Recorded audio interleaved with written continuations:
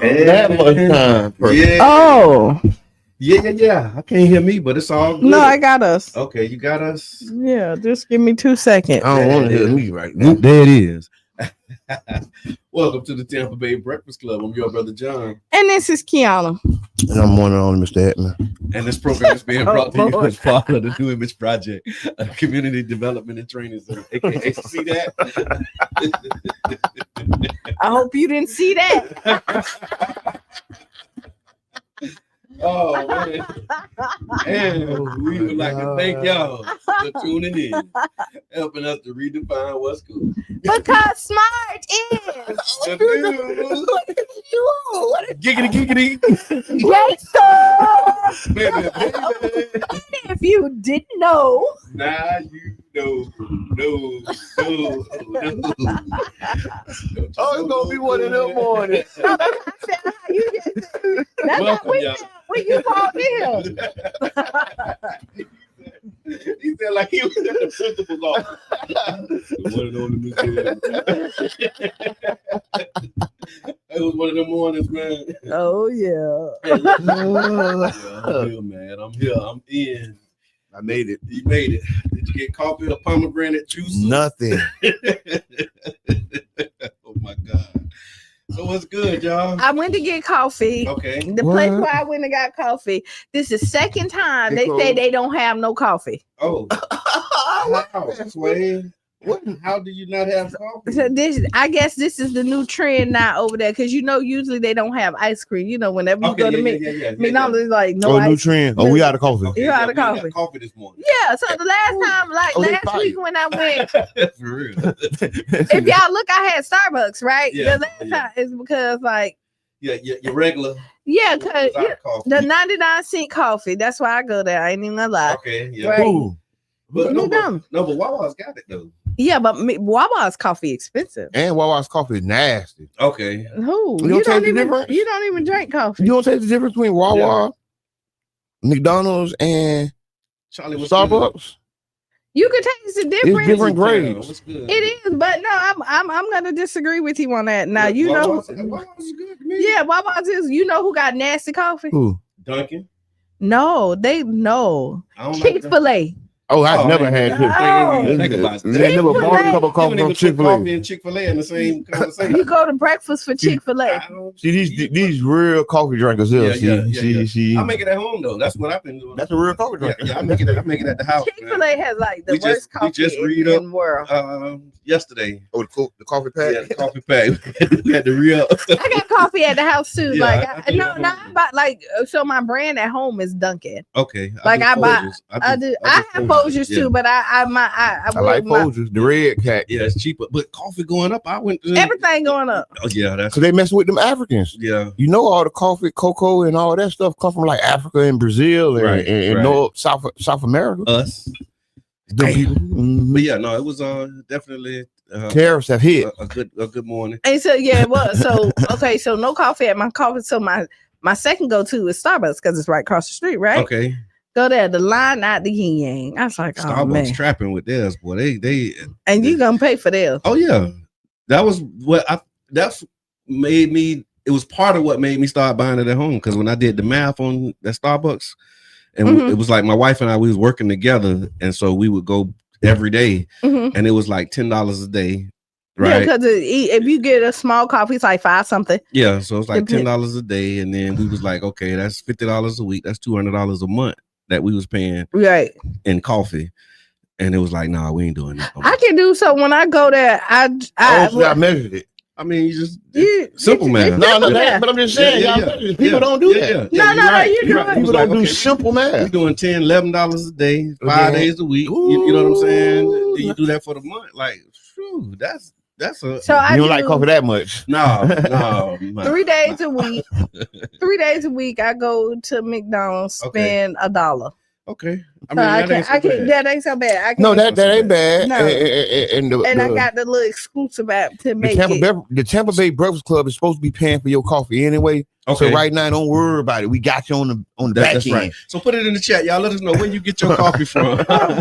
We got you on the back end. Do you do coffee in the morning? If you do, put a coffee cup in the chat. I owe you. Put a coffee cup emoji in the chat. If you chat, y'all get active for us this morning. Let us know. Are you drinking coffee? If so, where from? Are you making it at home or are you buying it? And I got one more coffee thing before we move on. Okay.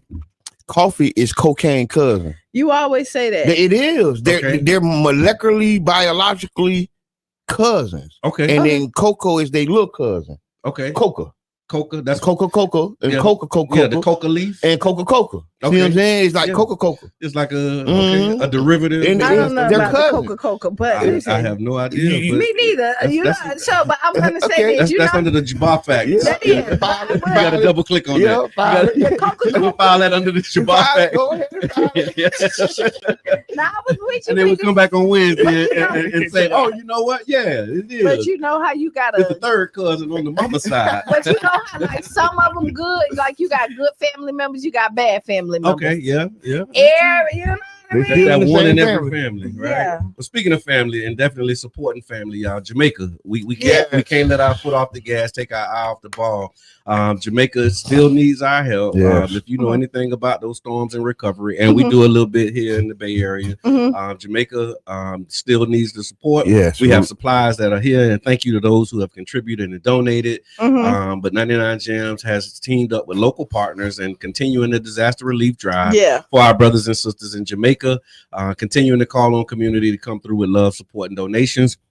What's needed is water, non-perishable food items, toiletries, baby items, and medical supplies. You can continue to drop your supplies off here at 99 Gems headquarters. Take them to church with you if you go over to Bethel Community Baptist, as well as the Taste of the Islands restaurant. And if you like to donate, you can actually do that by going to 99gemstheberg.com. Hit that donate button and show some love for Jamaica, man. And if you need somebody to come pick it up, call 813-419-2035. Someone will come and pick up the items from you. It's really bad over there. They're not really talking about it.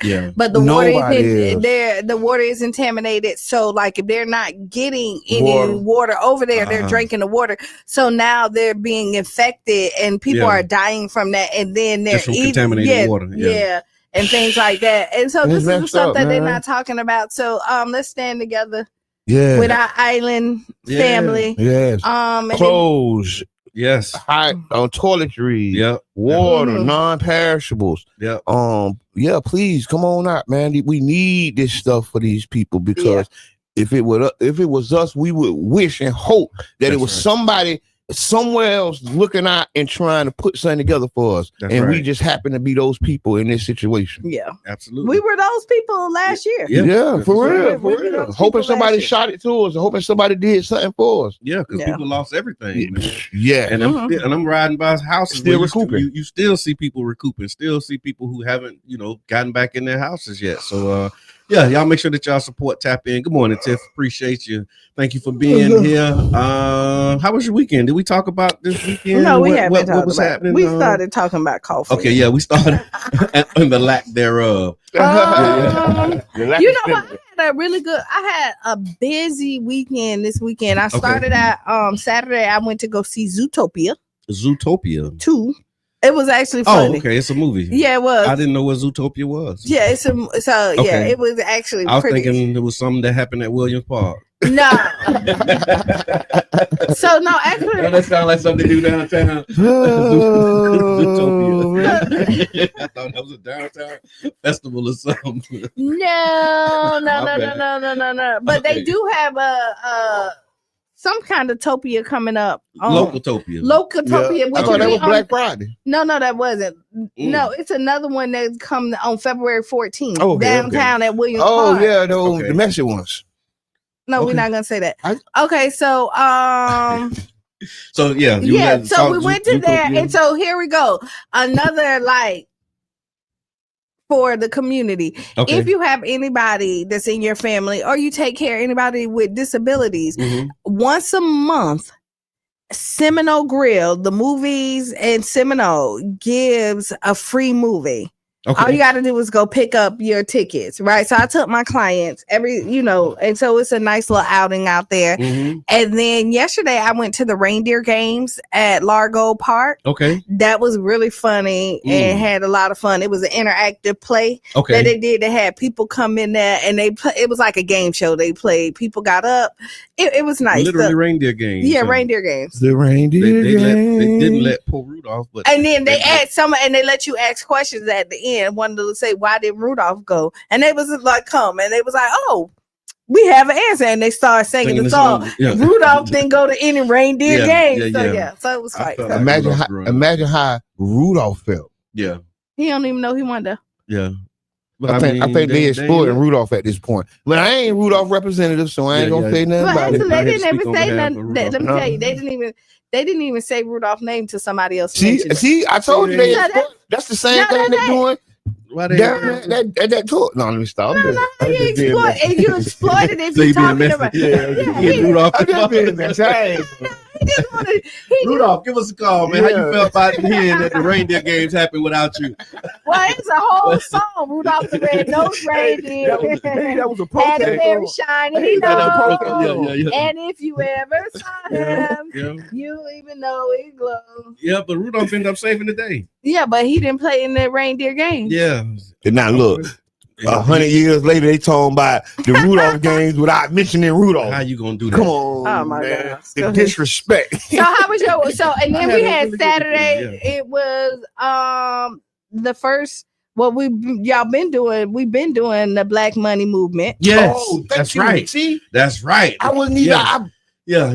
No, that was amazing. So the cash mob. Yeah. So the first cash mob at 727 Seafood and Grill was amazing, man. Yeah. It was really amazing. I saw the videos. Everybody showed out. Like, it was great, man. And then just seeing the post, I saw a few people posting saying that they was over there. They pulled up, text a few people. Some people inboxed me, was asking times and whatnot. And so it was great. Food was good. Went over there. We spent some money with Black businessman. So and then the timing worked out too. Like when I pulled up, right after I pulled up, Mr. Edmond pulled up. So it was like we didn't even coordinate. That's how it happened. They just got hungry at the same time. This non-coordinating coordination has been popping this whole year. Mm-hmm. Yeah.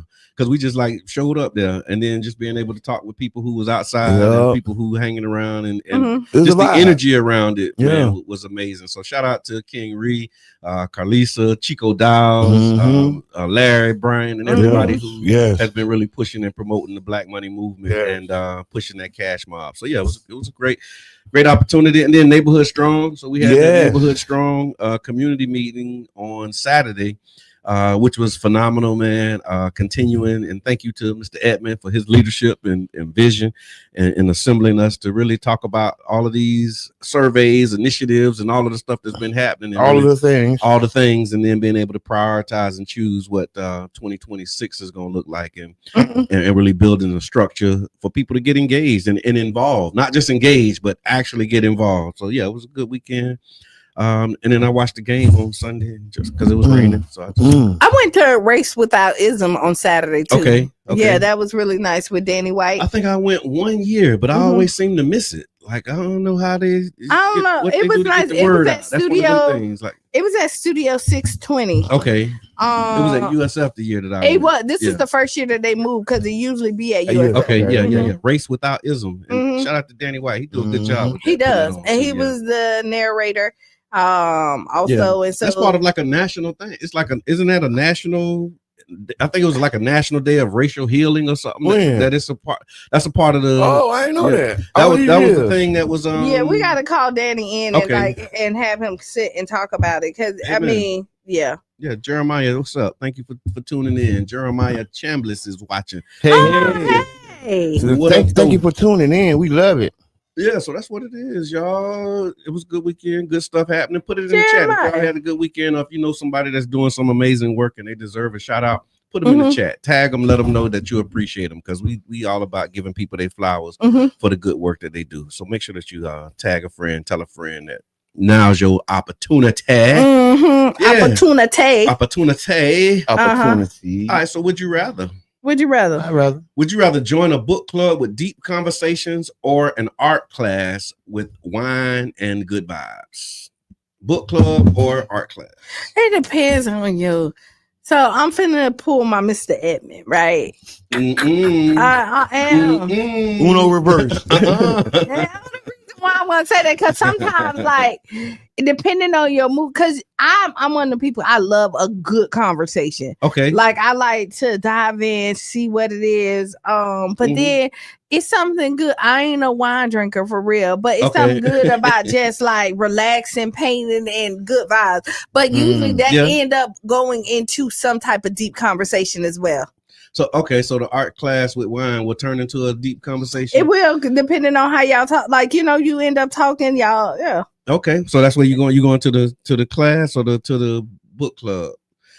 Mr. Edmund, what you doing? Would you rather join a book club, deep conversation, or an art class with wine and good vibes? What would you rather?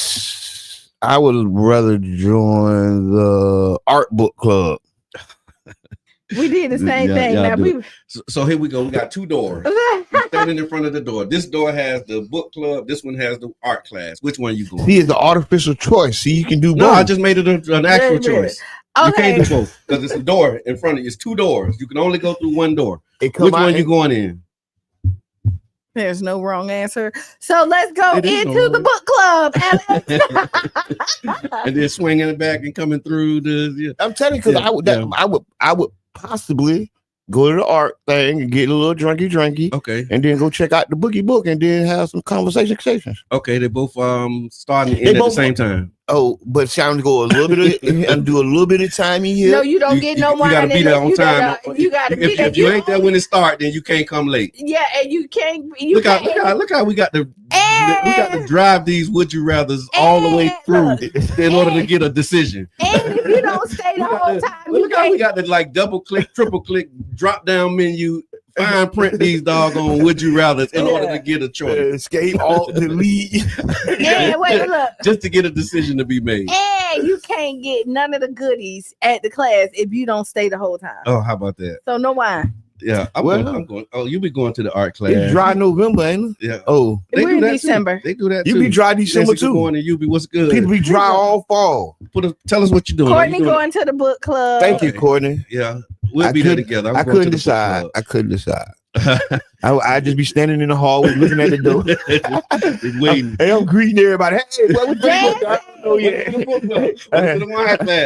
Dan say 2 doors, so Jabbar headbutt the wall in between. Yeah. It's great. It just hit bing bow, bing bow. Dan, what you doing? You going to the art class? I think Dan is going to the art class. You think Dan is going to art? Dan is going to the art class. If you was a betting person. I'm wrong, Dan. You got your pick, man. Where you going? You in the book club or the art class? Okay, Nancy over here with me. All the women going to the book club. Okay. I hear that. That's nice. That's okay. Uniform. And then Ada, she says both. But if I must choose, the right brain points the vision. The left brain reads the blueprint. The magic comes when both sides. That's what I'm talking about. We tried to do that, but you can't do that. You can't do it. The right brain paints the vision. The left brain reads the blueprint. Okay. Oh, well, I love that. That was a word this morning. Can the church say amen? Amen, y'all. Tiffany's going to the art class, definitely. Not even a second thought. Appreciate y'all. Thank y'all for that. Look, Dan going to the art class with the drinks. You did say it. You said Dan was going to the art class for the drinks. All right, so what's in the news, man? Oh, thank you. I'm glad you asked. National Park Service cuts free entry for MLK Day and adds Trump's birthday. Wait, say that again. MLK Day is no longer a free entry at national parks. Okay.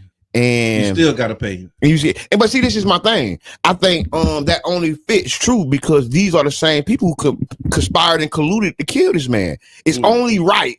I really think the U.S. government shouldn't have no MLK installations. So you saying so you saying they get rid none? I just want to make sure I'm hearing the story right. So the National Park Service is getting free MLK days. You got to pay still. Mm-hmm. Okay, gotcha. And that's okay. What national parks did you get in free before? I don't know, but this the whole. So it probably was one.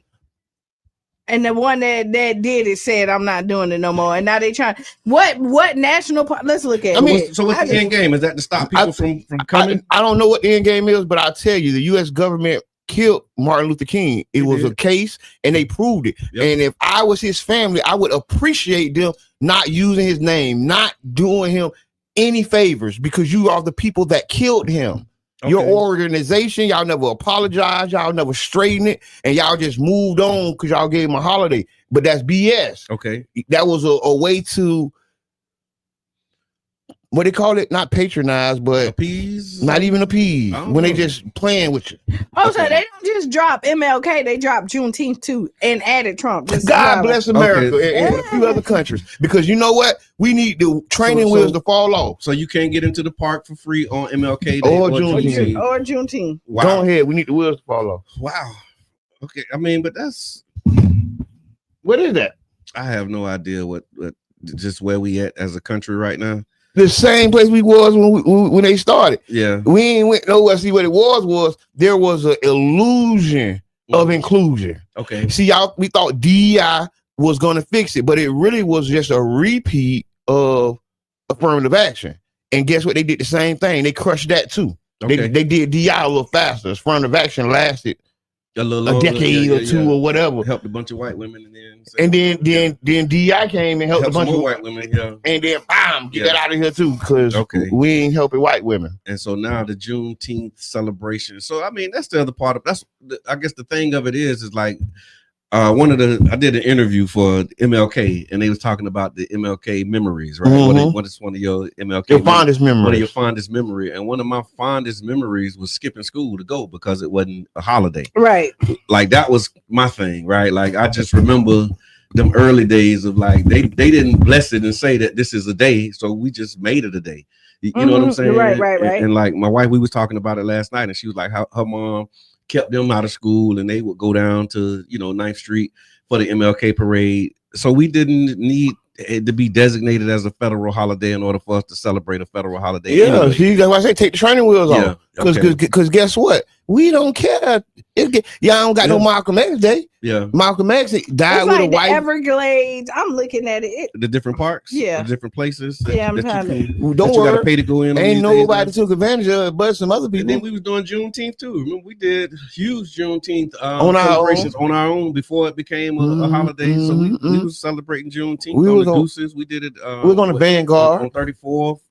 Shout out to Jeannie Blue. Jeannie Blue. God be pleased with her. She used to do it. My first introduction to Juneteenth was Jeannie Blue at Campbell Park. Yeah, I remember she used to do it and bring the community out. They had for years they would do it. And so again, if they don't give you a holiday, that don't mean that you can't. But it's crazy that like you have to take away a couple of days to add a day. Why you can't just add another day? But see, no, this is about riling up your constituency. See, your constituency asks for this. It's about, but I'm just saying. But go ahead. Yeah, your constituency asks for this, and this is another bravo to the constituency guys who doing what they people ask them to do. Maybe we'll get a turn one day. You be say, why take away from MLK Day and not Columbus or some other day?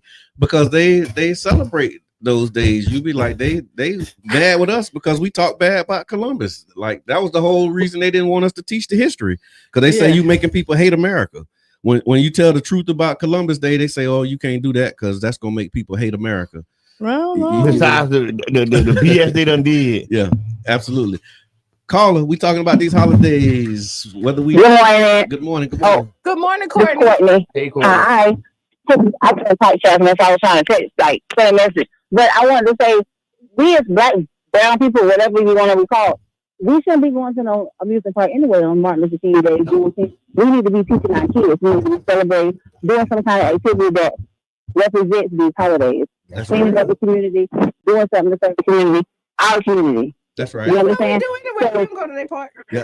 Right. So that's what we're saying. We even get in the park. I'm thinking that's for people that don't look like us. Right. That's their thing. So if they take it from them, that's y'all business. That's right. No, I appreciate you. And Columbus Day and all the other people days, that's their business. We ain't focusing on that. We focus on our stuff. I know that's right. Appreciate that. Have a good day, y'all. You too. Thank you so much. That's absolutely the truth. Yeah. Like, MLK Day, when you ever said, "Oh, we're going to the park"? Yeah. Or the week before MLK, I can't wait until the MLK so we can go to the park. Yeah. We're going to the we said no black person ever in history. I think I'm finna go to the swamp where they used to have postcards with gators eating black babies. Like, we're gonna spend the day over there. All right, y'all. So we got to take a break, and after the break, we got some news. We got some more politics with Mr. Edmonds. Go ahead. You uninviting us to the party that we never went to. How dare you?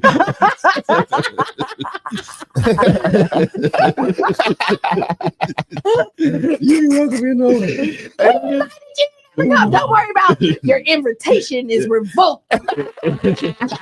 Okay, thank you. I wasn't coming in anyway. You don't even know where that park at. Like, you can't even think about it. All right, so when we come back, y'all, we got politics with Mr. Edmond. We're also going to talk about this Diddy debate. I guess there's been a debate. Is it a debate by Diddy? About the whole 50 Cent documentary. Is he tearing down black men, or is he holding, is it an accountability thing? I was going to open me a baby or company. Oh, man. We'll be right back.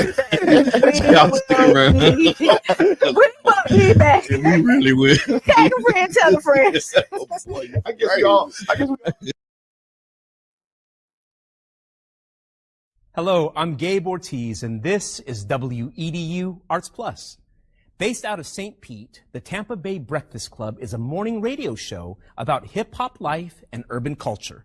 Meet the hosts who inform and empower their listeners.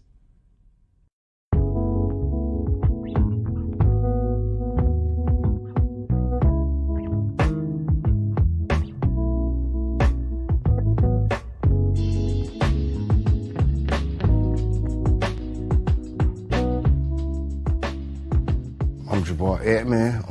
I go by Mr. Edmond. My role, I'm a host and I'm co-founder. My name is Brother John Muhammad, Your Brother John, YourBrotherJohn.com. And my role on the Tampa Bay Breakfast Club is host or co-host. I just go by Qiana. Sometimes you may hear the guys call me Q. I may say Q just depending on my personality that day. And I'm the female of the crew. I think I keep balance when you look at the Tampa Bay Breakfast Club. So that's my role. And I'm Bruce Moore Jr. A lot of people do know Bruce Moore Jr., obviously being born and raised here and going to school here, but there's many more people that know Reno. St. Pete is small, and so the good things and bad things that come with a small city, everybody knowing each other, of course, would be one of the pluses. My neighbors were not only just my neighbors, they became my family. Trying to put that back now, like really getting back to a place where we know our neighbors and we look out for each other. It was a St. Pete that existed, south of Central, and then there was another St. Pete that existed north of Central and downtown. It was a struggle then, and I think it's still, somewhat a struggle for black people in the city of St. Pete. Even with every step of progress we make, it's still a struggle to, implement that progress. Did y'all hear about the weed college, the first cannabis college? In Orlando. Talk to us, No, yeah, I've been looking at it. This is serious, y'all. Over a year ago. If you got the charges, go and get the degrees, King. You got years of experience, man. It ain't like you come into a classroom with no data. Elon Musk said that a drug dealer knows how to manage and run a business better. I can't believe that. The real facts, man. I'm all about education. But what I'm saying is that we carry this industry on our backs. The way we started the Tampa Bay Breakfast Club, Jabbar approached me about what could we do, how can we do something together, and then an opportunity to promote Amendment 4.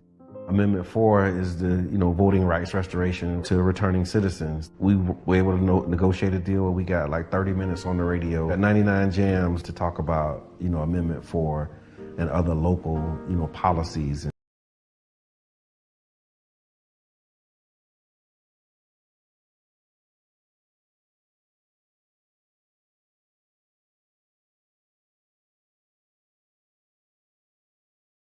To returning citizens. We were able to negotiate a deal where we got like 30 minutes on the radio at 99 Jams to talk about, Amendment 4 and other local, policies and politics. Enjoyed it, so we started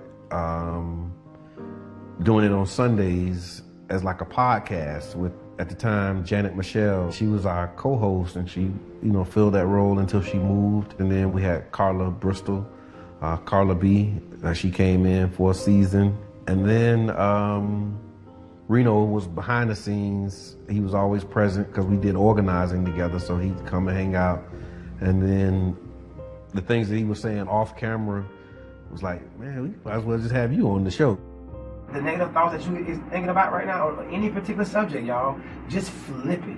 Turn problems into opportunities. Problems are opportunities, man. Big shots out to Sauce and Soprano, man. Real deal, man. We on the jump board together right now. Just being around people and clearly always talking, I just felt like at least learn something. So as you see that you're not going to shut up, you can have substance to your conversation and not just be labeled somebody who just love to talk. Really being informative, looking to give the information that isn't readily available in our community. Multiple meteorologists can look at the same data and come up with a different forecast. And so now you take those models, take that data and say, okay, based upon all of that, absolutely, you might be in between here and there. And that's my know what I'm saying speech. Most recently, after Carla B, transitioned out and went to do other things as well, Qiana, we invited Qiana. I've been working with the guys for a while outside of this, and they called me to interview. And when I came in to interview that Sunday, after the show, they was like, hey, you need to be a part of the show. And I was like, okay. I look at it almost like a band and the instruments, but it's just the instrument that we're using is our voices. My voice is already kind of squeaky. I know my voice can get squeakier. You have to have your radio voice on. And have that vocal control. I talk lower when I need to calm it down. And when I'm very passionate about it, I slow it down. And because I want you to understand what I'm saying. What's good for the geese is good for the gander. So if you keep it secrets, just know that she can too. Okay, and see, that's why you need it on the Tampa Bay Breakfast Club. You feel? Because you gonna even things out. You know what I'm saying? I was just joking. You know what I'm saying? It was joking. We just understand power. And in terms of people's attention, because it costs. People's attention costs. That's why it's called pay attention. We want to present local information right up there with, the trending topics. One thing that's a common denominator with all of us is that we're all passionate about our people. For me, what you take from me is that I'm real and I'm passionate about the growth of our people. The overall goal, I would say, is to have a more informed community around electoral politics, around health, around equity. It's about the mission of connecting the dots and closing the gaps, inspiring people to see what's possible, and trying to be an example. I don't know if that's a good thing or a bad thing sometime, but you do the best that you can with what you have, and you pray that others will be inspired to join in. For more info, visit cdatcenter.org/Tampa Bay Breakfast Club. Civilians fleeing an initial attack on their communities. We were about to climb the mountain just after the Lubirisi Bridge. When we arrived at the house, roll your eyes. Damn if you do, damn if you don't. And we are live. Live. Roll your eyes and stomp your feet. This black girl, you sure can't be.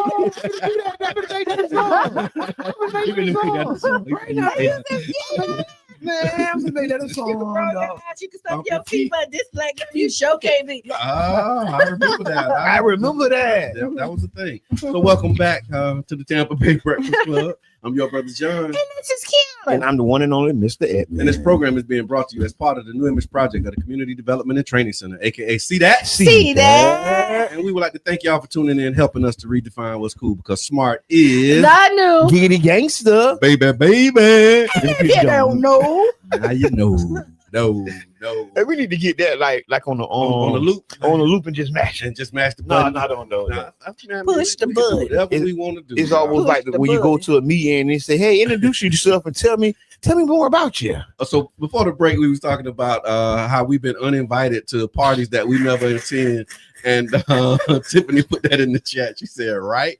I never think about going to the park on MLK Day or Juneteenth. And then Miss Ada said, uninviting us to the party we never went to is like LOL, laugh out loud. It's crazy. So yeah, crazy work for them. We didn't even get the invitation. You know how like I they didn't even know. Like, oh, they didn't even mail it out I to didn't us. know it was free. Thank you. Did you know it was free on No. MLK Day? And then we found out that it's no longer free when we that's like other benefits that America has that black people never know about. That is right. That can go on the list. We can make a bigger list. We're gonna keep adding to the list of benefits that black people exist for us that black people don't know about. Don't even know about.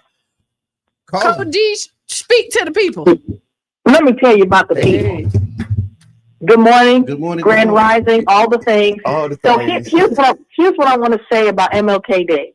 One time, and this was many years ago, I went to St. Petersburg on MLK Day. What? And I was a little disappointed. And I'm going to tell you why I was disappointed. Okay. I was disappointed because all of the businesses were closed. Wow. All of the businesses were closed and everybody was at the parade. I said, I came down here to spend money in St. Petersburg. And I think I ended up at the one of the legions or something.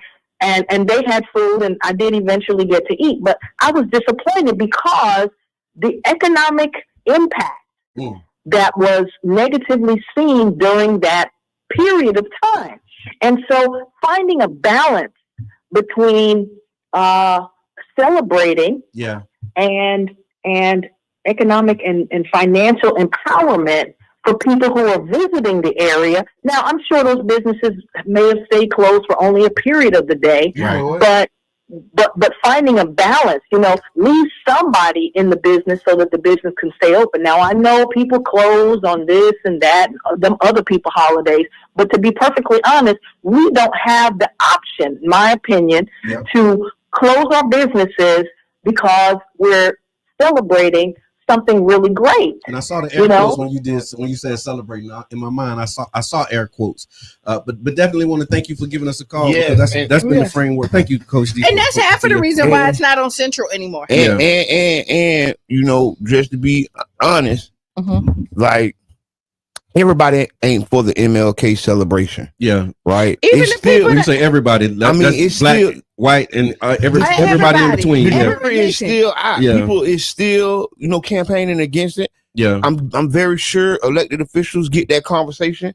Yeah. Like, hey, why can't we do something about it? Why can't they just go back where they be at? Why they have to be on Central or First and they're down? Why they have to? It's like two celebrations. Why they can't put it together? Why they just can't all be together and then do it over there? And people's mindset. Because it is two celebrations. You have the parade, and then like the organized, structured, and then you also have like the organic community celebration. And I think, as well. like, to be honest, when you look at it, like a lot of I think we see it as two different things, but it's a more mix than not.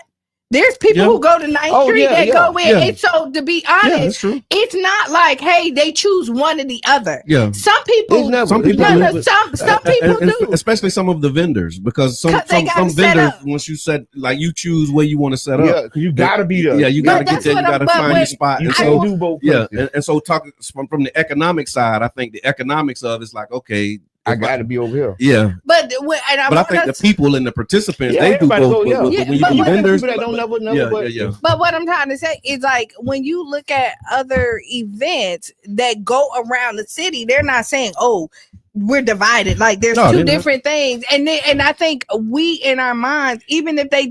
When we look at it, people get up and say, people come here for MLK because they know there's going to be people here. Yeah. Regardless if you're going to the parade, if you're going to 9th Street, if you're hanging on 34th Street, MLK unite our whole community. And regardless of how you look at it, it's not a divide because you come here for MLK Day. And I think you're speaking more from a tourist outlook. I'm not a tourist. But historically it is too. Like, our elected officials, our leaders have designated as that. That's something that's been going on before us. Yeah. That's something. And I've been in meetings where they talked about how they can get rid of one and keep the other. But what I'm trying to say, they can't. But what I'm saying the fact is that they we can't get rid of one and keep the other saying that somebody says that it's two. Even if we don't think that it's two, there's people who are saying these are two different celebrations. And see how they feel? It's a sanitized celebration. Yeah. And then it's the debauchery. No, that was the word. The words. I learned that word because they called it, and they're talking about us. Yeah, we debaucherers. Yeah, we was debaucherers. But what I'm trying in front of the white man, this is what people saying, and they're into debauchery their damn You're self. disrespecting Dr. King's legacy.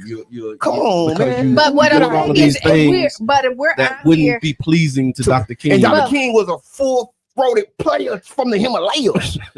He was a player from the Himalayas. They tried to use it to throw dirt on the man's name. The man family already knew he was a player from the Himalayas since Morehouse. Okay. The man wasn't slipping on his pimping. The man was playing the game how the game goes. You know what I'm saying? He was close to Jamar, stop. Okay. Thank you. Okay. That's not what we're. But my that whole was the thing barbershop is that. right there. You just let him into the barbershop. You took him to the barbershop. We're on the radio. You can't tell them what's happening. No, but what I want us to stop is we got to stop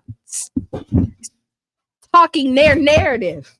But it ain't their narrative. It is because we all know because again, this is lived experience. No, it is. And you go to, but I don't. Okay, so most people go to both. A lot of people go to both. A lot, not most. Right? And most people, there's no disagreement. And what I'm saying is, most people see MLK as a full day of blackness. Yeah, most. Right? Most people. Us see a full day of blackness. Yeah. Of greatness. And if you look at historically what happens on 9th Street, there's usually nothing that happens on 9th Street. Not at all. Nothing that happens at it does not. I agree. No disagreement there. And so when you say that like there's two different events, we're what's wrong with saying that, their narrative. What's wrong with saying it's two different events that happen on MLK? Why do you have a problem with that? I just wanted because it seems like our community is divided. But when it's you say that. We're not saying it's but divided. that's the way that they're using it. For example, like they say the debauchery. But this is the pure side of the debauchery side, and it's not. And when I look at it, I agree with you. And that's the only reason why I'm saying with you. You got agreement on a portion of your thing. Here's an example: the Deuces corner, right? 22nd Street, 9th Avenue. You have the Catalyst and you have Urban. I go to Urban. I don't go to Catalyst, not a whole lot. Really haven't been there in a while. Because when I want to go out and go hang out, I go hang out at Urban. I don't go hang out at Catalyst.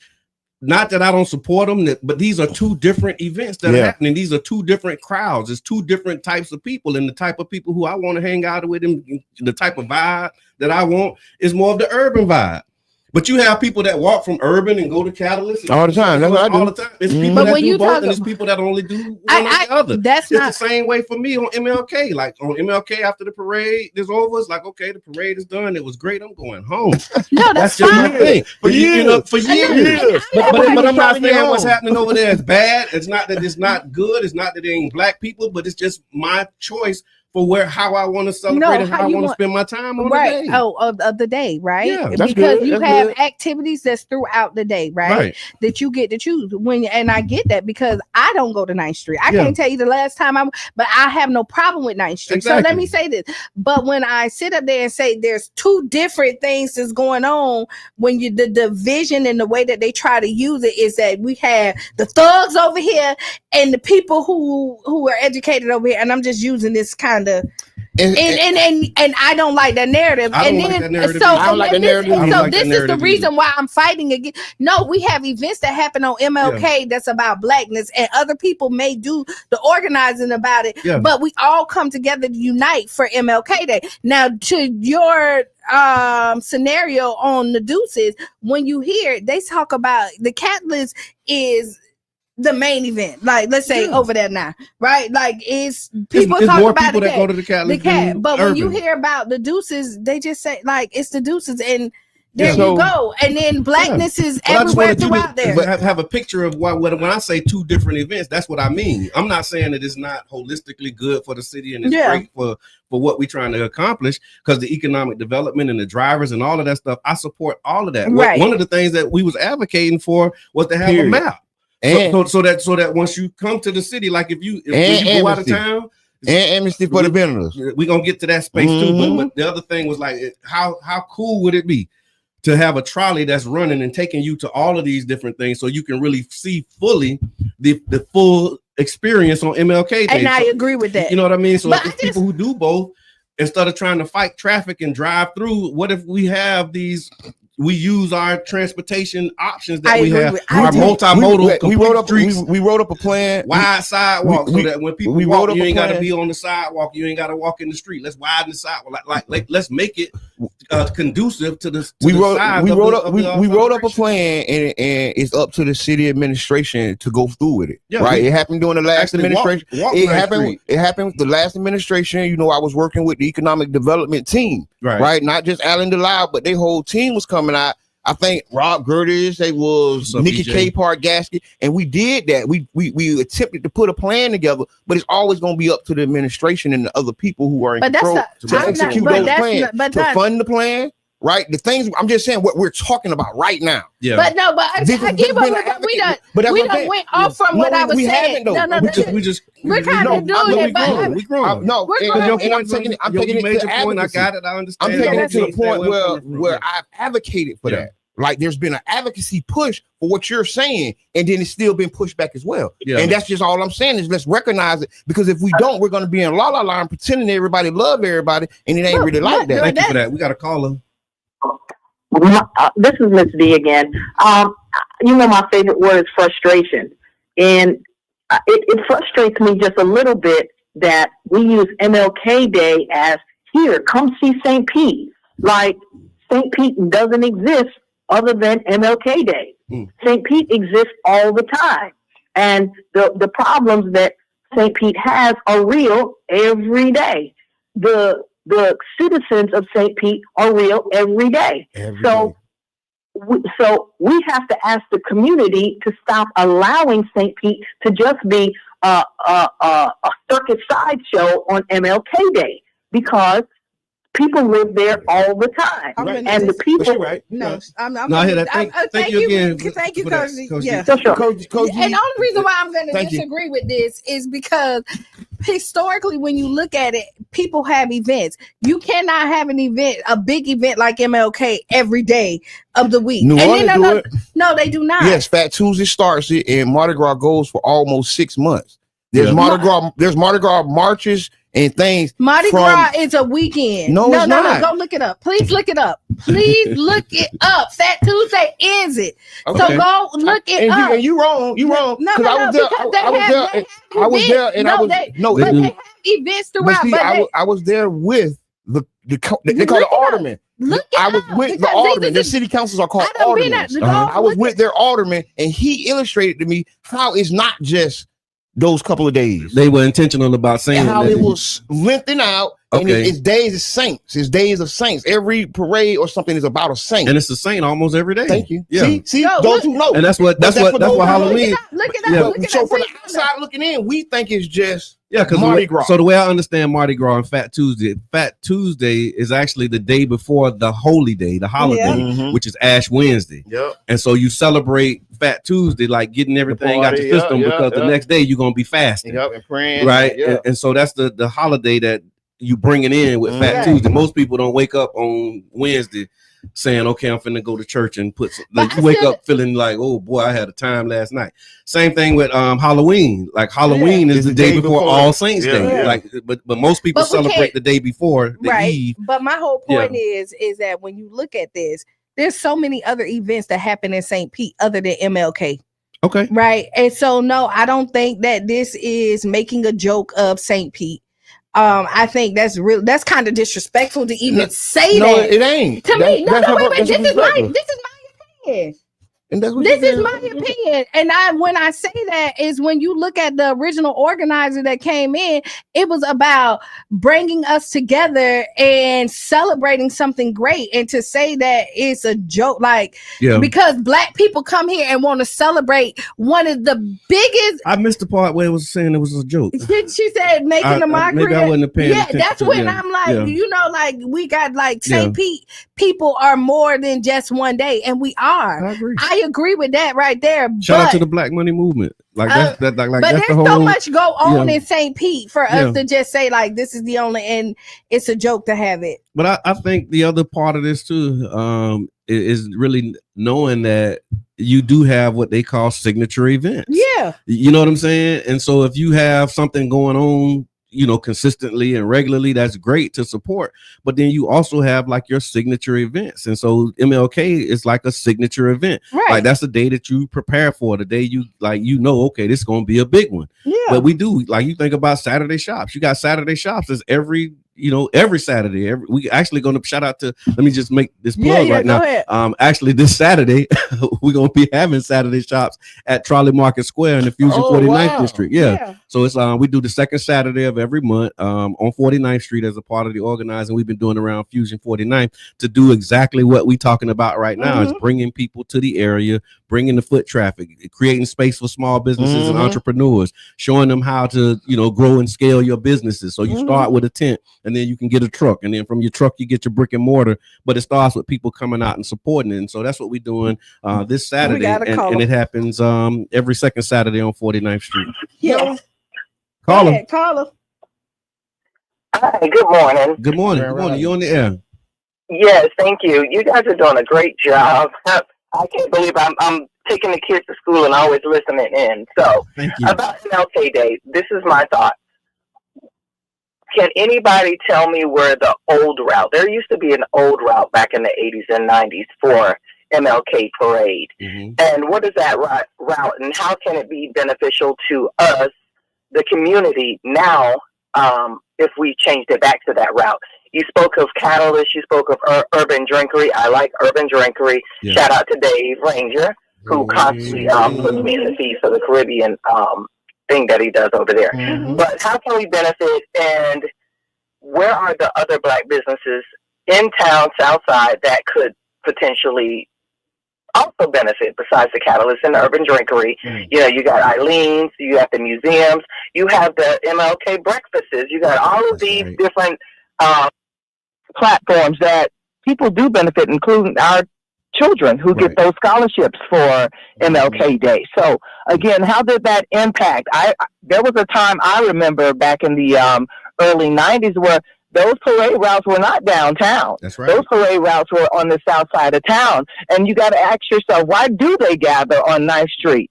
Because that's where the parade route used to be. Now tell me, why was it moved from 9th Street, where Black businesses and businesses on the south side of town could have benefited from it? When you take it down to Central Avenue, guess who gets all of that? Yep. Nobody. Grand Central downtown.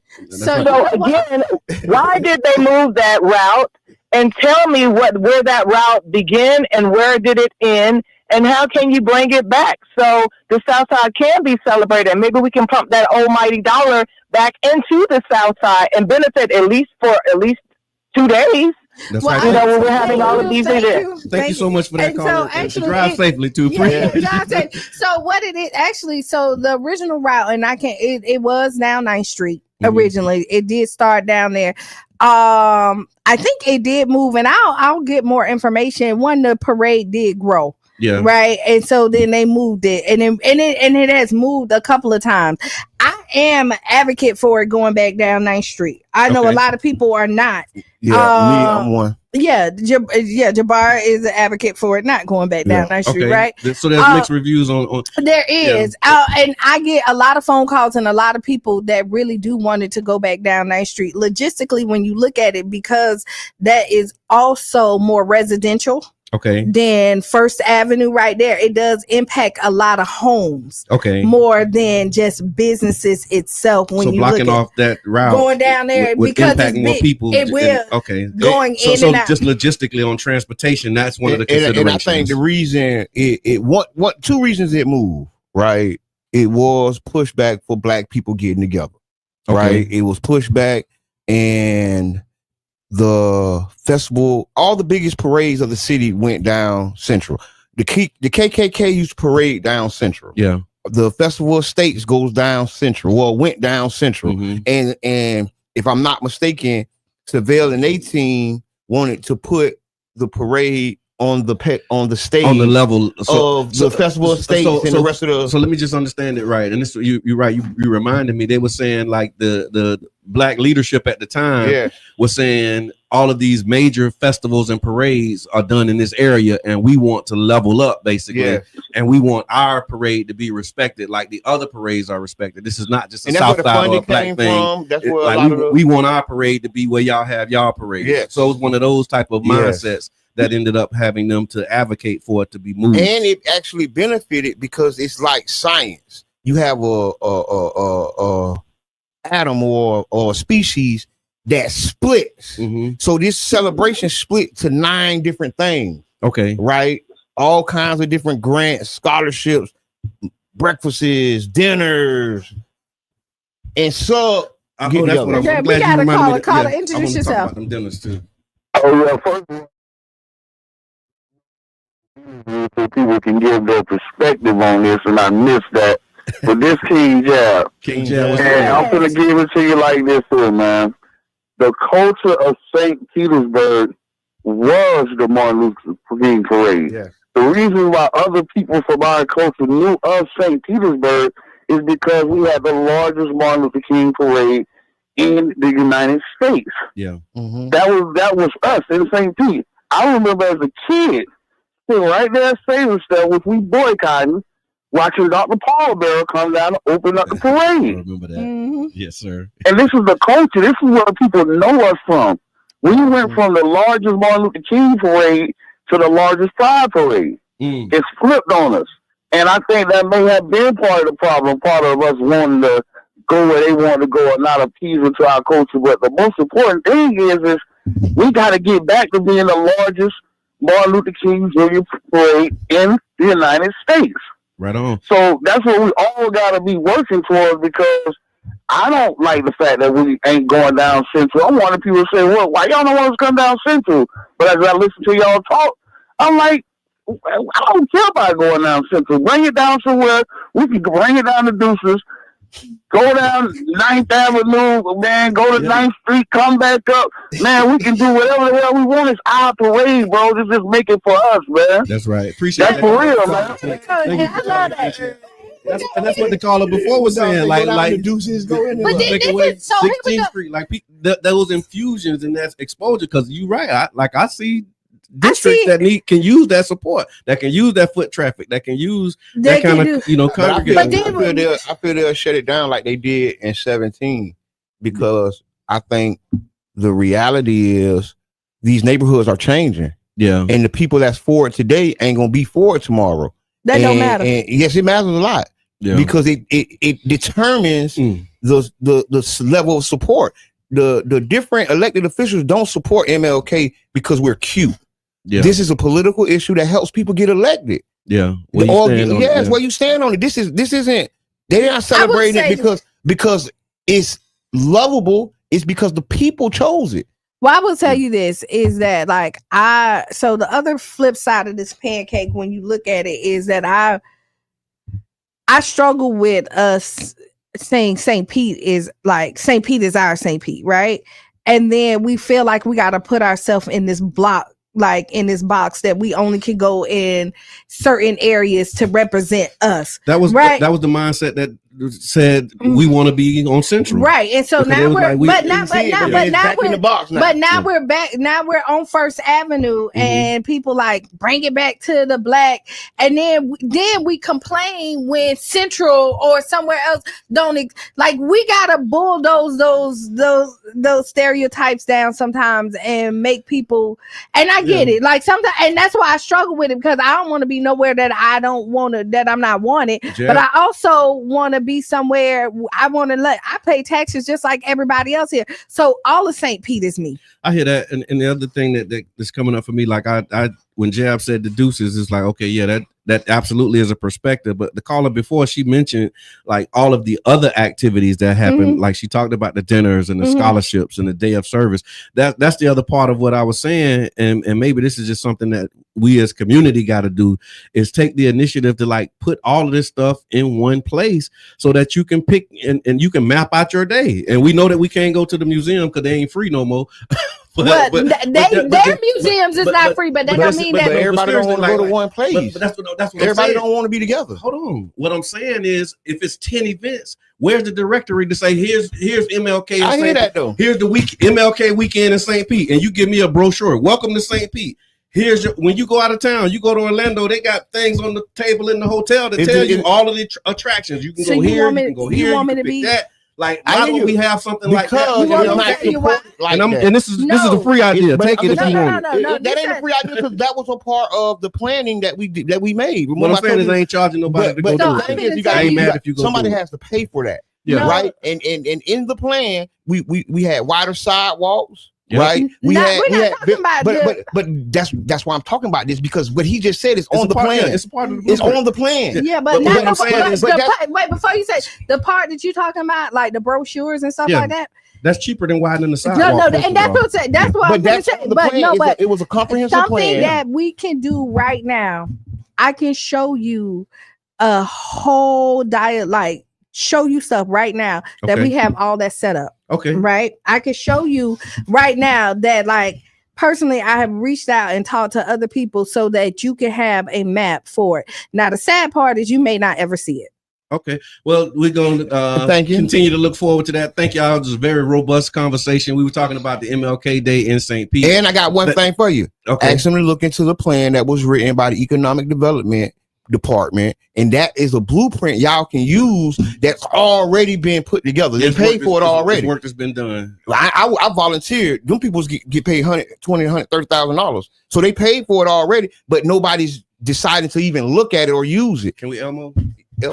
All right, thank you very much. All right. Well, wait, this is a good topic. And we need 20 more minutes on it. But no, we really do, because we're going to be talking about it for we'll be back. a while. We'll be 40 days out from MLK. We're like 40. We're 40. And I would love to be able to see that brochure so I can say, okay, in the morning I'm going to do this with the boys, and then I can take the boys back, and then in the afternoon I'm going to go over here, and then in the eat. Like just be able to have to map out my weekend. See that? I would talk with that board about approving us printing those brochures. Send it to me. Right. It's not even. But we'll talk about that later. It ain't even about the printing.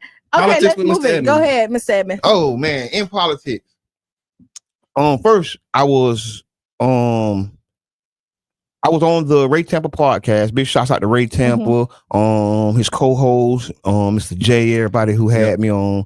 And we were talking about the new raise plan with Kathy Woods and the ARK investment and Horace investment. Okay. It was one of the conversations that it's a little overdue. Would we call it the historic gas plant conversation? Is that what y'all? It was most so. I'm trying to write a headline. Yeah, it was, but it was most so. Yeah, it was. Okay. We was talking about the history of the gas plant. Okay. And the raise backing out in March, and nothing really being done until October when someone gave an unsolicited bid for it. Okay, so the time from them backing out to the time to the unsolicited bid, and that's more part of the problem. Okay, because this was so important. Once the raise backed out, we should have put the RFP right back out, because you said you're not changing nothing. Okay. So one of the comments I think James Corbett was saying is that nothing's changed, so we don't have to put the RFP back out.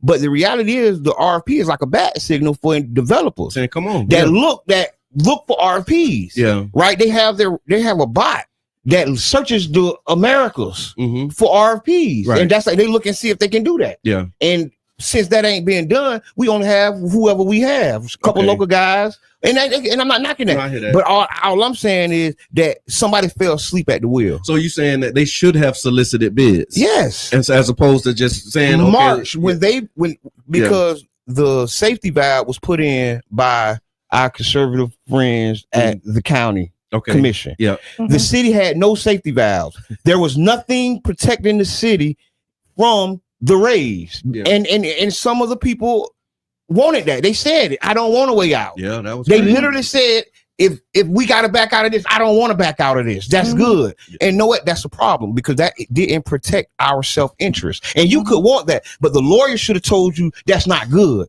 See, it should have been some safety valves. The consultant, hey man, you got to have something. Make them pay a bond. And then when you pay that bond, that means, okay, if you back out, I have a little insurance that you won't leave. But guess what? They left and we still had to redo that stadium. Yeah. Because guess what? They had the proper precautions in their contracts. Right. See what I'm saying? And that shows you how grossly out negotiated we was. Yeah. Right? And that hurt the community because guess what? We paid for that. We paid for them hours because they did a draw up of all the hours that was done. Right? That was the same people who got the bonuses. But comes to turn out, they weren't as good as they said they was. Right? The deal wasn't the work that they did wasn't as phenomenal as they were saying it was. 2020 is what hindsight is. Yeah, that's what they say. Yeah. And we got in the big shots out to the Ray Tampa podcast because I think that those are important conversations and important questions that need to be asked, and nobody's asking them. Right. And we have a black mayor. I know it. But the reality is black, white, or purple. There's some requirements that we got to just ask for. We got to demand. Yeah. And the reason we have to demand these things, because if we don't, we will not be in this city. There's no safeguards for us leaving 10, 20% at a time, like it's already happening. Right. And then guess what? It'll be a 30%, 10%, 1% black community, and they'll be doing tours. Talking about the great black people that was here. That used to be here. Used to be here. Yeah. The great black thriving community. They're already doing it. Yeah, they are. I know. Yeah. I do know. Yeah. I know. So Carrie, she said great commentary on the Ray Tampa podcast yesterday. Jabbar Edmond, you are 100% correct. So much wasted time and energy now doing the same thing again. Yeah, repeating those. And my number one thing was like, hey, the same people doing it again. So wait, hold on, right? We just had an issue. And the biggest deal in America, we just lost the biggest deal in America. Okay. And the same people that constructed the lost deal is still doing it. Yeah. And then they didn't come to the community and say, hey, this is where we messed up. Here's a timeline of what went right and what went wrong. Let me explain it to you. Ain't nobody doing that. Right. Jabbar got to do it. Jabbar got to talk to the people and say, hey, this what went wrong. Ray Tampa got to open his podcast and be Ray Tampa. To say this is where the outpoints are. And say, hey, y'all. Yeah. We have an issue. Please call your people. Talk to your elected official. Let them know we want to be safeguarded. If you're gonna go with ARK Investment and Horace, we need to be safeguarded. Yeah, don't just erase the name Heinz Rays and put ARK Investment on them. Exactly. Yeah, and then reproduce something that we didn't want anyway. Yeah. Something that was very bad for the community. And proof is in the pudding. Yeah. We were saying it was bad, and they said you're lying. You don't know what you're talking about. People took personal insults. Yeah. And then when the Rays backed out, everybody mute. Yeah. Nobody got nothing to say. Ain't nobody apologize for talking bad about people. Yeah. Ain't nobody say, oh, they had a point. Yeah. Nobody's gonna say that. We're just gonna move on and pretend that it didn't happen. Yeah. That is trauma, y'all. That's right. And you don't get to heal like that. You don't get to heal. That's true. Ain't no healing in that. We gotta heal. And okay. No, that's right. Great. Next story. And you listening to the politics with Mr. Edmond, and we talking about the historic gas plant proposals that came in. You can actually catch that full podcast on Ray Tampa podcast. You can search him out on YouTube. He does YouTube for the podcast. Yes, big shouts out to Ray and the whole cast and crew, because like I say, these conversations are important. No matter what side you're on, you have to have these debates. This is what democracy is about. Batman needs the Joker. It's nothing if there is no antagonist and protagonist, and then guess what? You meet in the middle, because sometimes the Joker wasn't the villain, and sometimes Batman wasn't the hero. I think that was the story of Wicked. Right. So what else you got? Slave movies. Okay, I have a real problem with slave movies. Okay, tell me about. And I don't know if it's politics or politics slash. This just it's hot takes from Mr. Edmond, right? So what's your hot take on slave movies? My last slave movie was something like Roots. Okay. Right. And I got others in my peripheral, but I never really watched them. Okay. And because I remember what Roots was. Roots had us fighting mad in school. Like we watched Roots one time in school, and literally it was almost a little riot there. Okay. And then I was like, why are they showing us this? Like, even then I just didn't have, the tools to put it all together. Okay. Right. they're attempting to traumatize more generations through these projects. So if that's the case, then what did you say about Black History Month? Black History Month and a story made up, right? Because the vast majority of Africans didn't come through the international slave trade. They were already here. They were natives to this land, right? Okay. And so that already is a lie that you got in your story. You're already starting to lie. So 9-1, why would you lie to me? Because you don't want me to call this my home. Okay. You don't want Jabbar to say he's from here. You want him to say he's from Africa. So there's no. So now you're all in the same. So boat. now I don't represent myself the same. Okay. Now I don't stand up the same because this ain't my home. Yeah. You get what I'm saying? But so when you know that you're indigenous, see, that's the psychological you were here already. Yeah. Think about this. Okay. Why would they curated our education system? Yeah. Our education system, there's nothing that's in our education system that happened by chance. Yeah. Everything was curated for a purpose. Yeah. So what was the purpose of them telling us about slavery? What was that purpose? Was it to empower us? Was it for we can have honor, right? And love who we are? Or was it to further traumatize us, to put us in our place, to tell the white kid and the black kid, look, he's a slave. Mm-hmm. Look, you were over him. And then now y'all go talk about it at the playground. Mm-hmm. It's psychological. They didn't do none of this by accident. We didn't get this. And if it was true, I guarantee you it would be hidden. See, it would have been one of those things. They wouldn't have made a movie about it in the 60s, right? Okay. In the 60s, Alex Haley made Roots. What made CBS? You know, CBS is the central broadcasting.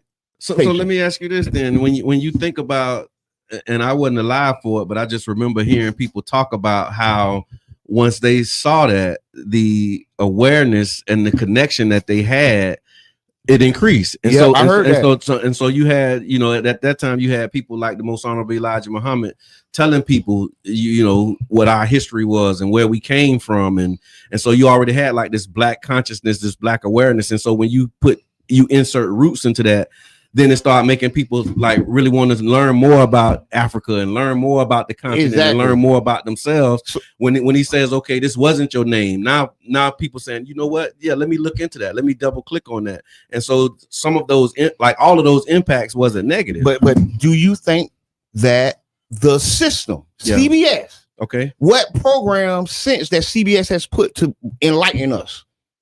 Name one show. Yeah, so if that was, so let's say that was a break in their broadcast. I'm gonna just take that as rhetorical. No, it's not. It's not rhetoric. Yeah. Because if they were really, I think the Cosby Show was on CBS. That's what I'm saying. So I don't know. I mean, so we really trying to like where you going with it? Where you going with it? Can I say something? Because I was quiet for a long time, and I because I wanted to. But the Cosby Show was on NBC. She was quiet, but I just wanted to say that. Just straighten the road. Go ahead. I would say two things can be right at the same time, right? Okay. I think you can't have one without the other. To act like it didn't happen and to erase it leaves a generation of people who are not knowledgeable and can slip back into that again. Yeah. Right? I do think that when you saw Roots, it did enrage people and make them and be like, I'm gonna fight for my rights, right? Yeah. I'm not gonna go back there. And then when you say that, I do believe that some of us was here when they got there, but some of us came from Africa. There is, I would say that I don't subscribe to all. And like first to make a bold statement to say we all came from here when we know that there's black people everywhere around the world. We was everywhere first. Right. So that's stable datum. Like, like when you understand just genetics and how human history works, you know that black people was everywhere first. But if you peep behind, so I'm a producer, so I look at it a little different. Okay. I look at, why did they produce this? Okay. Right? Why did someone fund it? Why would someone broadcast it? So to straighten it out, Roots premiered in 1977 on ABC, the American Broadcast Network. Right, this is the American channel, and it's hard for me to not think about my brother. But you going. But all I'm saying is, do you feel in 1977 they were trying to empower us? Somebody might have been. Okay, maybe. I don't know. Okay. No. Somebody may have been. And then so the thing is this is an assumption because like you do. So you're a producer, right? Mm-hmm. And we just said you hate Halloween. not really, but you don't do it, right? I don't got hate for nothing. Okay, really. let's say you don't do Halloween. No, I don't. Right. Oh, you have your reasons. I got a good example too. Like you go in, you pretend like you somewhere else, but then you're a producer that produce movies that you dress up into characters, right? And so that's a contradiction in itself. And so when you sit up there and make you got to talk to the person who made it. Let me say this. To get where they were coming from. Let me say this. So here's an example of how these movies are made with ulterior motives, but just because they have an ulterior motive don't mean that that's going to be the outcome. For example, the movie Malcolm X or X by Spike Lee, right? That movie was made in the early 90s. And again, this is, we talk about narratives and all of these things, but if you look at what was happening in the 90s, like hip hop was like at its peak, and we talking about fight the power. We talking about, you got people wearing African medallions, and you got this black consciousness movement that's happening. We just got to wait for Qiana to come back. Carla, Qiana stepped away. She'll be right back. And so you had like this black consciousness movement that was happening in the country. Minister Farrakhan was like burning up and blazing the trails, and he was the preeminent black leader in a lot of spaces at that time. Yeah, nobody else could really stand and light a match to the momentum he was having. So what they do, they go get Malcolm X, and then the narrative that the outcome that they wanted was for you to think that Minister Farrakhan had something to do with killing Malcolm X. Yeah, that was the story, and then they implanted that story in everybody's mind. They put that story. That was the outcome of that movie. Like, if you think about one takeaway that you got from the movie Malcolm X, it was that the Nation of Islam killed Malcolm X. Right. That was the intent behind that. But when I saw Malcolm X, I didn't get that. What came up for me when I saw Malcolm X, the movie, was like, who is Elijah Muhammad? Because that's who he keeps saying the Honorable Elijah Muhammad said. And I'm like, I hear Malcolm talking, but every time he talk, he mentioning this other dude. I wanted to know who the other dude was. And when I found out who he was and I got the book, that's what set me on my path. So just because they have that as an intent, don't mean that it's going to have that effect on everybody who watches. So Roots may have, and 9 times out of 10 have had a nefarious motive, but that don't mean that everybody who watch it is going to respond to it the same way. But I'm going to tell you, in these psychological games that are played against us, they know that some of this stuff will inspire some people, but they know the vast majority of it is there to crush them and put them in their place. It's sent messages. They're suggesting something to you, and you imagine the rest of it. King Reno got this down pat. I just don't know it like that. But the reality is, in our subconscious, we easily make things up on our own. So in the world of propaganda, what they do is just suggest something to you. Yeah. And then your imagination fills the rest of the story out. And see, they use that tactic through these movies. So I will tell you this. Let's go back. All right. So hopping in really quick is that at home, you need to feed your children like the positivity and help them mold their minds so that when they look at the world, they don't just see what they're trying to sell us. Right. So when you leave the world to dictate what your children and what you are going to do in your life, like ABC, or however the case may be, because it depends on that. When you look at ABC, when you sat down there, if you would have had a conversation with your child and say, hey, this is, and spend it and say, like, this was horrible, but this is why we got black businesses now, because they fought against it. He got his leg cut off so that the rest of the people can walk freely. You know what I mean? That's a great way. But when you look at I have always worked in trauma and worked in stories about trauma.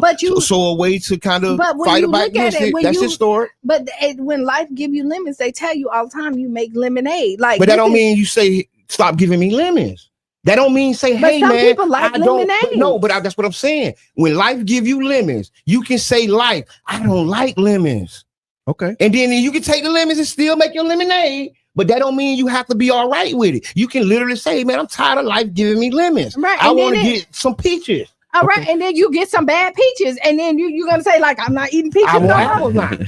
Then you get some bad apples. So listen, so we're talking about the impact of slave movies and just how they how we get suggestions that come through these movies and films that we got to be mindful of. One of the things that's been coming up recently, speaking of movies and documentaries and controlling narratives is the 50 Cent and the Diddy documentary series, right? And so that's another, or should I say, is that another example of how black people are being used? Because that's what the debate is. Some parts of the debate is saying, well, it's accountability, you know, showing that, you know, this person, even though he was powerful, he has to be accountable for what he did. Other people on the other side of that are saying it's not accountability. This is another example of a black man being used to tear down another black man. What are your thoughts on this? It's two things can be right at the same time. Right. This is good journalism. These are the facts, right? But then there's also a tent to it, right? Because like the rollout and the promotion of this, right, is really to just spitefully damage Puffy. Right. And you know, clearly the intent is not to help him. And I'm not a Puffy fan. I'm not a Puffy fan. I'm not a 50 Cent fan. I haven't seen the documentary. I don't plan on watching the documentary. But what I will say, I know that this is a good story, and media wise, somebody should have produced it, but it didn't have to have all the baggage that's been put on it. You get what I'm saying? It didn't have to have that extra me against him. But that's what sells. But that's what society wants us to do. Hey, caller, introduce yourself. Hey man, you already know what to do with the business here, Q. Just we got 6 minutes. Yeah, I think we should just look at the person, you know what I'm saying, that made it too, you know what I'm saying, what their objective was, you know what I mean? Like I just say be careful watching a documentary made by a man who baby mama was messing with the man that's in the subject. Because now it can be tainted from that perspective, and that's what it looked like. You know what I'm saying? Like, 50 Cent had beef with this man for years, because this man was dealing with his baby mama. And then the man get in trouble, and then now I make a documentary about you. Man, I'm good. I'll look back, y'all. Right on. Thank you. I would say, and then I started watching the documentary. I didn't finish. Up or down? I have to finish. I gotta finish watching it. Is it something that make you want to finish watching? I was watching it. I mean, I was in, but what it sounds like when you look at the documentary is a lot of people who like, this is what like. It's people part of their past that didn't succeed or get what they wanted to get out of. So these are people who could be witnesses for the prosecution. These disgruntled. No, I'm asking. Like if there was a trial and they say, okay, we're going to call witnesses. Are these people who are they calling to the stand to defend him, or are they calling to help bury him? Right. And then on top, and then when you look at it on some of it, and like the narrative there, like they talked about 50 P. Diddy baby mama, right? And like some of the stuff that they happened that didn't have nothing to do with nothing. And she was like, why you put me in it? Like I had my own life. Like, your girl. She did. She was like you added, and then she said like some of this stuff is a lie. Like they come in there like you say you saw him beat me down and all that, and she was like, wait, no, that like there was some bad stuff, but this ain't what happened. Oh man. Right. And she was like, and she said she was like, I have my own brand, and now my children also like, and to look at this. And so like the what they call it collateral damage for this stuff too. Like there's people who in this case had nothing to do with those gruesome, grotesque incidents, but now they being drugged into it as quote unquote character witnesses. And they don't want to have any part of it. But being brought up. And then you're saying stuff that don't have any relevance to nothing, that you're like, you just, like, damn. And then like they said, and if you look at it, all of them kind of tell where they at. P. Diddy messed with all they girls, and all of them got a problem. That's the thing that they have in common. Like somebody's like, I was dating her, but if P wanted her, she got him. He always was consistent, man. So like when you look at it, my wife, she been said she wasn't gonna watch it, and now I'm starting to lean towards her. Y'all know my wife. Y'all know my wife be right. I haven't watched it. No, I haven't watched it. But I had it in my queue to watch it, but I just been like. That's why I asked you like what you watched. Did it make you want to keep watching? I'm gonna keep watching it only because I started it. Because I'll tell you because that's what I did. Like so with the R. Kelly thing. Like I watched that and I was like, I don't want to even watch so that. So I started that's what I'm saying, dude. Like, is it something like, okay, y'all want to see more? When I was watching that R. Kelly thing, I saw that and I'm like, man, I ain't. But see, my thing is, I didn't watch it. Keep going on. I really don't like, and I didn't know if this documentary was going to be one of them. So I was like, proceed with caution type stuff. I don't really like watching those messy things. Yeah, you get what I'm saying? To me, it's like a form of watching gossip. Yeah, you get what I'm saying? And don't get me wrong, come across my timeline, I see it like everybody else, but I don't search that stuff out because I know it be ulterior motives behind it, and it ain't necessarily just pointing at the person who you think. Yeah, it's really to mash all our minds. It's not just about Diddy. It's about desensitizing us and then putting us through a processor. Yeah, and we don't know what they're processing us for, but they're putting us through the processor, and we just like clumps of meat now. I unite with that. Yeah, you gotta what they call it, insemination. Is that one of the things? Well, I'm gonna tell you how they put these seeds and plant these things, and now you having ideas and thoughts that you ain't never had. Yeah, like, where did it come from? Yeah, that doggone. But this is what happened. Internal fighting ruins it all for everybody. Yeah. You know what I mean? When you look at that, like you see how like they were so ready to kind of us as black folks, we are so quick to like throw the baby out with the bathwater. Like everything, like Diddy was wrong for what he did, right? As far as like with the abuse with Cassie and all that other stuff. But then we forget he did do some good. Yeah. You know what I mean? There was some things that he did. Because then you start talking about revolt. You start talking about those revolt summits and his Vote or Die campaign, and where he was trying to influence culture to get involved politically. The business move that he was making, how he was challenging the liquor brands to let black people and do better business with that. So I mean, it was some stuff. Again, that's to Mr. Edmonds' point. Like you never know. Like is one of his competitors or one of his former partners at Ciroc funding and stuff, right? Because 50 Cent got liquor brands too, so like it's all kind of stuff that could be in this sauce, and you gotta be selective and have self-awareness and know thyself and to thy own self. Know thyself. Well, maybe somebody will come out on Diddy's side and do another documentary to counter that. All right, so this has been the Tampa Bay Breakfast Club. We didn't get to ask Qiana. Sorry if y'all was tuning in for that. We'll start with that next week. And then we'll have two Ask Qiana. We'll do two Ask Qiana. And we still ain't talk about Aaron Riley and Peach McIntyre. We gotta make sure we put a note on because it's heavy. Yeah, it's just constantly developing. Now, are we gonna be like the Diddy documentary? Are we helping to feed some foolishness? So yeah, let's talk about all the things. But I want to thank y'all for tuning in. It's been an amazing day, motivational Monday, man. Do something for yourself or suffer the consequences. That's all I got. Do something. Be the change you want to be and see. Write down those 5 things. Stay tuned for Sister Hughes. Make you lose your shoes and shout out around the house. This has been the Tampa Bay Breakfast Club. I'm your brother John. And this is Qiana. I'm the one and only Mr. Edmond. We out. Well.